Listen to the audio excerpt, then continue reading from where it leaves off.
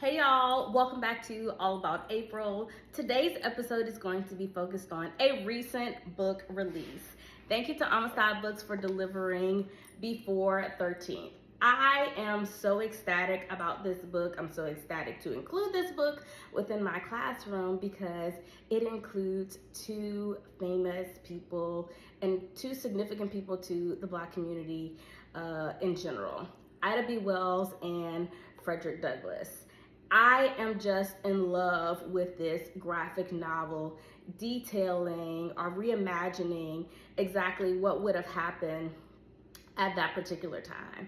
Now, what do we mean by 13th? The 13th Amendment that technically states no involuntary servitude would be allowed except as a crime or a punishment. Please make sure you go back and actually read the 13th Amendment. So after the Civil War, we know or have been told that enslaved people were freed. However, big comma, you have all of this land available, and now that enslaved people are freed, you have no one available to work the land because they now have a choice if they want to leave the farms and our plantations, which leads these people, these plantation owners with a whole lot of issues.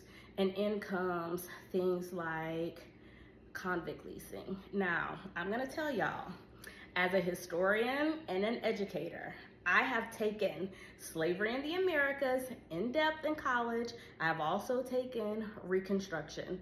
I never learned about convict leasing until a few years ago.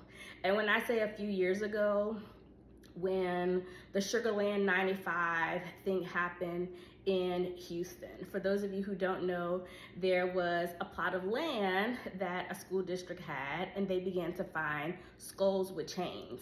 And with these skulls and chains, they discovered that there were 95 bodies and they were related to convict leasing. So lo and behold, we're like, what do you mean by convict leasing?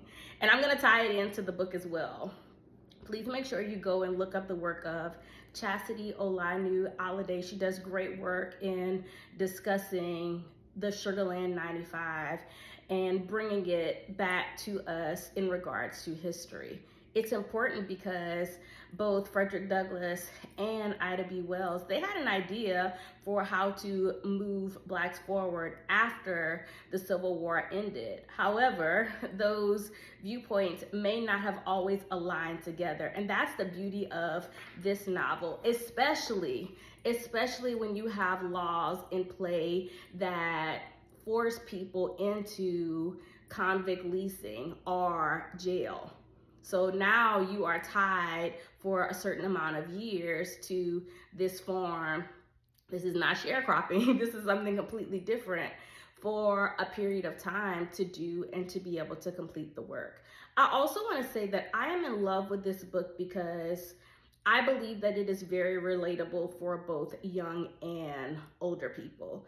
I felt that it was very, very easy to read, and I'm definitely going to have this in my classroom to discuss whenever we get to that part. We need more books like this, and I'm so happy that this has become available because there is so much history that we have not been exposed to or that has just not been brought to the forefront. And now we have people who have done the work brilliantly, and now they are tailoring it to our needs. It can't get any better than that. So don't walk, run. I know y'all hear me say this all the time, but I am so serious. This is a must-read book. It's like 200 pages. It's not even that. But y'all, when I say beautiful, beautiful. The graphics, the writing, everything. Beautiful. So I hope you go and grab that. Let me know if you plan on picking that up, and I will see y'all next time for the next read. Bye, y'all.